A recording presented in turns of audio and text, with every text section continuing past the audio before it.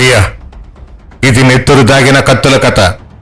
మట్టి కోసం, పశువుల కోసం, ఆత్మగౌరవం కోసం రాజ్యాలను తగలబెట్టిన మన యాదవ వీరుల పౌరుషాల కథ. మన యాదవ వీర భారతంలో తొలి అడుగు, ఆది పర్వం.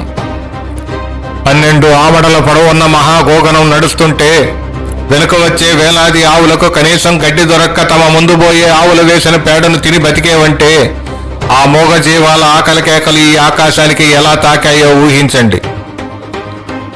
ఆ మోగ జీవాల ఆకలి తీర్చడానికి ఆ అమావాస్య చీకట్లో ఎవరూ ఉసుగొల్పకుండానే ఆవులు రంకెలు వేయగా కళ్యాణ సోమేశ్వరుని గుడిగంటలు వాటంతటా అవే బేకరంగా మ్రోగగా మట్టి పులకరించి పసివాడి శ్వాసలో యాదవ జాతి కత్తుల వాదన రూపుదిద్దుకోగా నేల మీద పడ్డ నెత్తుటి జ్వాల మన కాటమరాజు.